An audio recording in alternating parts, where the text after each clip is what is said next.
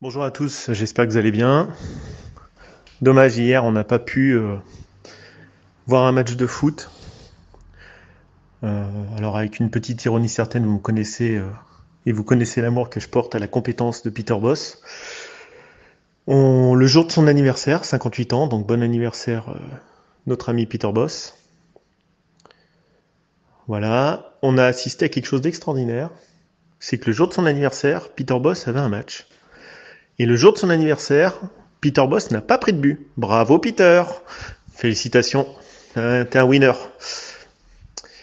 En tout cas, donc oui, il a pas pris de but, vous comprenez, hein, la logique. Hein. Parce qu'avec son jeu complètement ubuesque, et de toute façon, même les plus optimistes commencent à devenir sceptiques, évidemment qu'on va aller dans le mur avec ce mec. Bon, bah on le sait. Même Antoine de Madagascar, qui était quand même optimiste, et pourquoi pas, c'est bien d'être optimiste. Hein. Moi, ça me fait pas plaisir non plus de dire qu'on se casse la gueule parce que je suis supporter de l'OL. Mais avec la mouture actuelle, Juninho, Boss, Ponceau, là, on est obligé de se casser la gueule. C'est tout. Voilà, donc on n'a pas pris de but. Donc déjà, ça c'est bien. Parce qu'on n'a pas joué le match. Et voilà, ça c'est autre chose. Donc on n'a pas pris de rouge, on n'a pas pris de carton rouge, on n'a pas pris de pénaux. Donc bon, une soirée, somme toute, comme on les avait il y a quelques années. Hein. Ça c'est nouveau, hein, ce genre de type de match. Alors, qu'est-ce qui s'est passé hier? Moi, je vais vous donner une analyse qui a peut-être allé à contre-courant. M'en fous, c'est mon analyse à moi. Hier, j'ai vu un truc. Alors, évidemment, ce qui s'est passé sur Dimitri Payet, c'est inacceptable. C'est inacceptable, il y aura une réponse pénale, une responsabilité pénale engagée. Ça a été filmé sous tous les angles.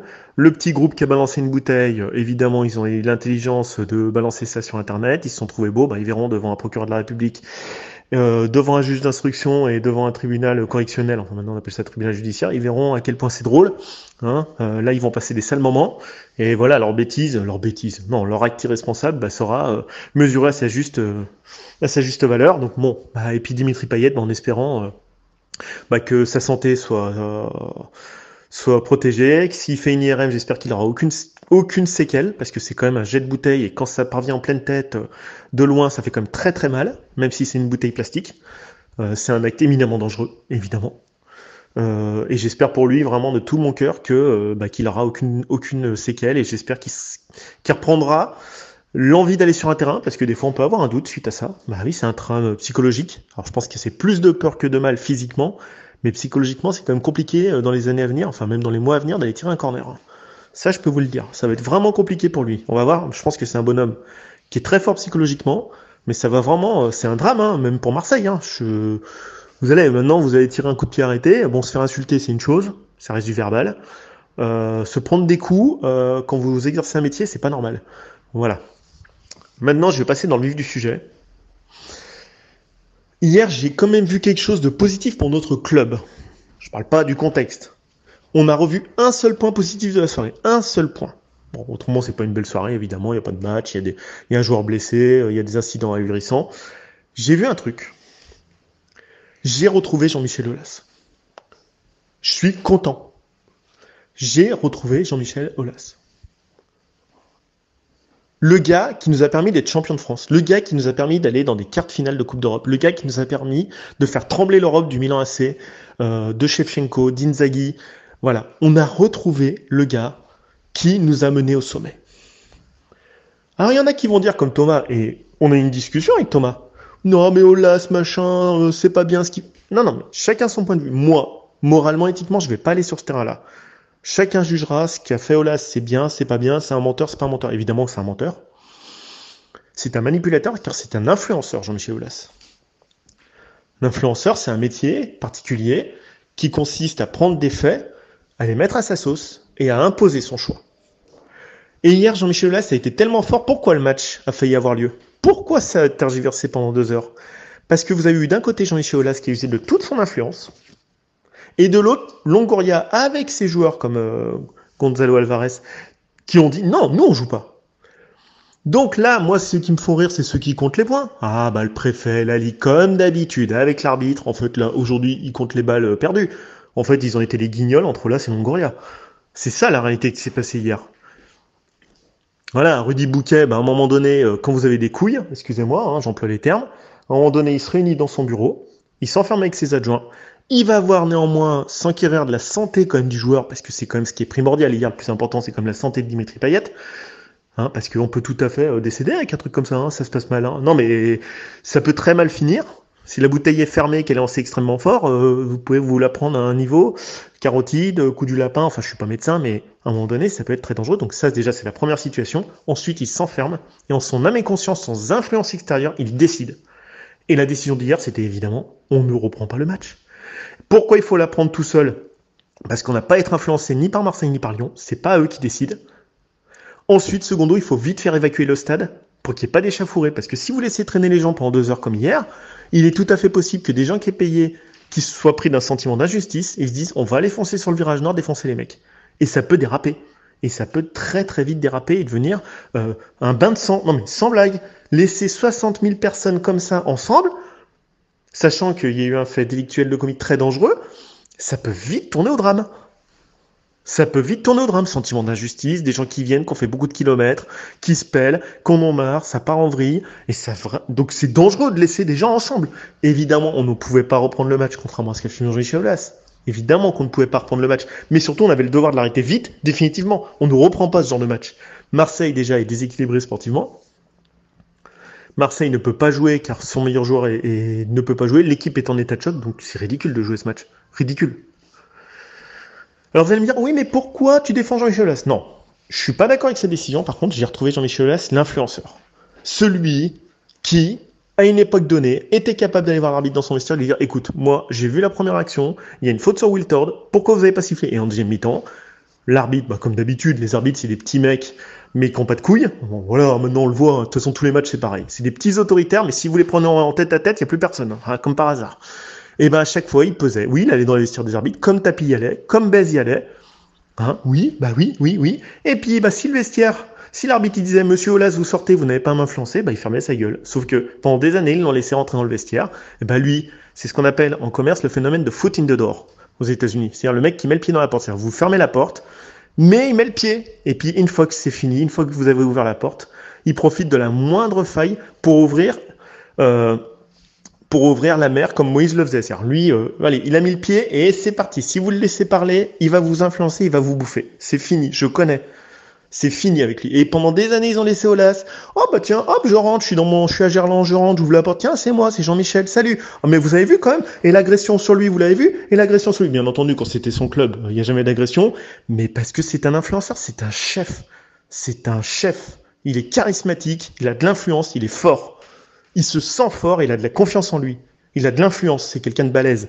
En face, vous avez des mecs, des arbitres qui sont pas formés psychologiquement à répondre à ce genre de personnes, qui n'ont pas forcément l'évaluation des compétences psychologiques ou managériales pour répondre à ce genre de personnes et dire, écoutez, monsieur Aulas, je suis l'arbitre de la rencontre. Tout ce qui se passe avant le match et après le match, c'est moi le chef, c'est pas vous, même si vous recevez le match. Maintenant, vous ressortez. Si vous ne ressortez pas, on appelle un huissier de justice, vous ressortez et on atteste votre attitude par un huissier ou autre, machin, merci, au revoir. Vous êtes en train de faire de l'influence et de la tentative de corruption d'arbitre, c'est tout. Et ben là, il avait qu'à lui dire. Sauf que pendant des années, on l'a laissé faire. Comme Bess, comme Tapi, comme machin. Parce qu'à un moment donné, il fait pareil, Florentino Pérez. Tous les grands présidents de club français, Agnelli, c'est pareil, ils font tous ça. C'est pour ça que leur club gagne. C'est pas en étant des moutons de panurge qu'on gagne. Alors hier, Aulas, on l'a retrouvé. On a retrouvé. Moi, j'ai dit, putain, mais qu'est-ce qui lui arrive en ce moment? Je le reconnais plus, là, Jean-Michel. Depuis des années. Il délègue à Ponceau. Oh, le mec, laisse tomber, il était de bon contrat, mais il a le charisme d'une huître. Il délègue à Juninho. Le mec, il a pas du tout les compétences managériales, même si je pense que c'est quelqu'un qui a une très bonne vision footballistique.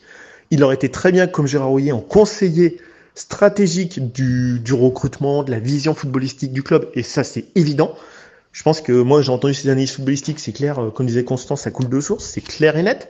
Le problème, c'est qu'il n'est pas directeur sportif, il n'est pas dans un rôle de management entre Ponceau et Aulas d'un côté, et en dessous, les départements, performance, recrutement, académie, c'est pas son job. Et équipe 1, c'est pas son job. Donc à un moment donné, Aulas, il a délégué à des gens, il a créé un organigramme qui ne correspondait pas, mais hier, qu'est-ce qu'on a retrouvé? On a retrouvé le Aulas qui a l'implication qu'on avait hier. Voilà, le chef d'entreprise, alors évidemment, sa décision, elle est réaliste parce qu'elle est dangereuse, mais quand il va au turbin, et ben pendant 2 heures, l'arbitre a dit non, après il est allé voir l'arbitre, il a dit non, hop, les joueurs ils retournent sur le terrain. L'arbitre dit non, ah bah ok, non, j'en ai rien à foutre, Rudy Boquet, les joueurs retournent sur le terrain. Le speaker, toi tu viens, tu vas dire qu'on reprend. Et après, Rudy Buquet, mais il est pris au piège. Il a laissé Aulas l'envahir. Et qu'est-ce qui s'est passé finalement? Ils peuvent dire le préfet, la proc, les autorités de l'État, donc préfet, procureur de la République. Parce qu'il y a toujours un procureur dans les matchs, faut le savoir, c'est obligé. S'il y a un débordement. Donc le préfet, le procureur, la déléguée à la sécurité et la LFP, bah, ils se réunissent, mais ils comptent les points. Celui qui a dit non hier, c'est les joueurs marseillais et Longoria en tête. Donc en fait, c'était une bataille entre Longoria et Aulas. Et puis les autres, les autorités qui sont censées organiser la compète, bah, en fait, ils servent à rien. Ils servent à rien. Alors là, ils se mettent des balles aujourd'hui entre la LFP et le préfet. Mais on s'en fout. J'ai regardé les points, même l'arbitre. Alors qu'est-ce qui s'est passé à la fin? C'est pas l'arbitre qui a décidé d'arrêter le match. Il a décidé dans un premier temps d'arrêter parce que c'est dangereux.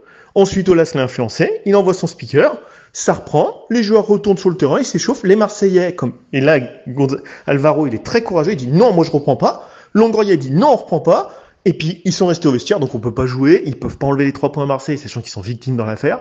Et ben, c'est fini. Et puis, Aulas, il dit, merde, c'est fini. Et Rudy Buquet, bah, finalement, il dit, bon, bah, les Marseillais veulent pas jouer, bah, j'arrête le match. Aujourd'hui, il t'explique quoi? Il s'est fait bouffer tout le long, l'arbitre. C'est lui qui organise la compète, il est chef de la compète hier, l'arbitre. Donc, il s'est fait influencer tout le long. La seule bonne décision qu'il a prise, c'est d'arrêter très vite le match, parce que ça peut dégénérer. Et que c'est inéquitable pour Marseille. Par contre, il s'est fait bouffer tout le long. Et à la fin, les Marseillais ont eu le cran de dire non, et ils ont bien raison. Et ils devraient faire pareil chaque fois qu'il y a des insultes, homophobes, racistes, discriminateurs, quelconques. Point, on rentre, on arrête, et puis comme ça, bah, c'est fini. Et puis à un moment, le mec qui a fait ça hier, bah, il est banni de stade à vie, et puis point final, on n'en parle plus comme en Angleterre. Voilà, par contre, on a retrouvé dans toute cette négativité, on a retrouvé le vrai Jean-Michel Aulas. C'est pour ça que j'ai un point de vue, moi je le pense, Aulas, il va vendre son club. Parce que je vois quand même qu'il laisse passer plein de trucs qui ne servent pas les boulons avec Juninho, Ponceau, Boz et tout. Et comme disait Constant hier, je pense que le mec cette année, c'était pour faire plaisir aux supporters de mettre qu'un mec qui vous parle de football offensif. On est bien d'accord qu'il en parle. Il y a 2 ans, on mettait plus de 100 buts en Ligue 1. On n'est pas à 100 buts cette année. Il vous parle d'un mec marketing, Peter Bosz. Mais c'est très bien que si Jean-Michel Aulas, on sait très bien que s'il retourne au turbin au jour le jour dans le club, on n'est plus du tout à la 10e place. Parce que c'est un mec qui est exceptionnel, qui peut occuper toutes les fonctions dans ce club, jusqu'à influencer son entraîneur. Il ne le fait plus, parce qu'il prend du recul, parce qu'il développe d'autres activités d'entrepreneuriat dans le club, et qu'à terme, je pense qu'il veut vendre son club. Alors quand? Dans 6 mois, 1 an, 2 ans, mais il s'en fout. Il est plus autant impacté, il va pas s'énerver autant quand on perd contre les arbitres. Il va plus s'énerver autant qu'avant, parce qu'il a plus envie d'investir son temps, son fric et sa personne, parce qu'il sait que quand il le fait, ça marche, sur un projet dans lequel il ne croit plus ou de moins en moins parce qu'il va être vendu. C'est aussi simple que ça, c'est la déduction que j'en tire. Donc au final, la deuxième point, ce qui est révélateur, la LFP comme d'hab, c'est des nuls. Bon, comme d'hab. Quand c'est le PSG avec les Qataris, c'est un péno par match. Forcément, quand vous avez Bein qui payait les droits télé, c'est-à-dire le même. QSI, en fait, était propriétaire de la chaîne qui arrosait tout le football. C'est vachement n'importe quoi. À un moment donné, le mec qui paye la compète est propriétaire d'un club de foot. Non, mais qui joue la compète. Non, mais c'est un délire absolu. Déjà, ils ont laissé faire ça parce que Sarkozy a voulu qu'on fasse ça en France. Avant, c'était l'OL, avant, c'était Marseille, avant, c'était Bèze avec Bordeaux. Ça a toujours existé. C'est des suiveurs, la LFP. Ils sont censés organiser les compètes, mais ils peuvent pas être indépendants. Ils ont jamais créé les conditions de l'indépendance vis-à-vis des clubs et des grands patrons des clubs. Et hier, pareil. C'est Longoria, qui quand même a du cran, qui renvoie des balles à Aulas, qui a, lui, il est pas con, il dit, attends, on est le dimanche soir, l'image de mon club était cornée, on repart sur le terrain. En plus, on sait que Payet peut pas jouer parce qu'il est assez cynique pour se dire, s'il y a pas Payet, on n'est pas con, les mecs en face, ça va être des fraises, on va se refaire la cerise sur Marseille. Parce que là, si on reprend le match, honnêtement, Lyon gagne. Si Lyon prend un but, ça repart en vrille dans la tribune, comme ça, on prend un but, on annule, on rejoue le match. Et puis si on gagne 5-0, forcément on joue pas le match, parce que ça se passe bien avec les supporters, parce qu'ils sont inquiets à cause de l'OL, sachant qu'il n'y a aucun supporter de l'Olympique de Marseille. C'était évident. Donc en fait, Aulas avait tout intérêt, lui, à rejouer le match. Donc il est capable, quand il veut, de cynisme et de tous les coups qu'on lui connaissait avant. C'est ce qui a fait la grandeur de l'OL. On ne gagne jamais proprement. Soit on gagne parce qu'on injecte un max de fric et on fait de l'influence comme les Qataris, soit on gagne parce qu'on a un mec charismatique et stratégique et qui a une vision stratégique comme Jean-Michel Aulas. Où on gagne comme tapis, où on gagne en trichant, où on gagne comme Florentino Pérez en regardant pas les ardoises. Et en envoyant ses joueurs comme Benzema faire de l'influence auprès de Kylian Mbappé toute la journée. On ne gagne pas proprement dans le foot business. On gagne pas avec Peter Bosz qui croit, parce que le mec, il a compris, oh, le football hollandais de Peter Cruyff, on attaque à 15 et on défend à 0. Donc, c'est n'importe quoi, on est chez les neuneux, quoi. Même un gamin de 6 ans, il le comprend, quoi. Le mec, c'est un idéaliste. Vous savez qu'aux Pays-Bas, il l'appelle le romantique du football. C'est un parfait loser, il l'appelle le romantique du football, mais que c'est pas un gagnant. Vous allez voir les articles, j'en ai parlé à Thomas, je lui ai renvoyé un article. C'est Het Nieuwsblad qui avait envoyé ça, il l'appelle le romantique du football. Et Aulas le sait. Il sait qu'il a pris un fantoche, qui avait pas de boulot, et puis voilà, c'est tout. Peter Bosz, il va pas vous faire des miracles, parce qu'on n'a pas pris un mec qui a envie de gagner. C'est tout. Il veut gagner en jouant bien. Bon, déjà qu'il se contente de gagner, déjà ce serait bien, mais bon, peu importe.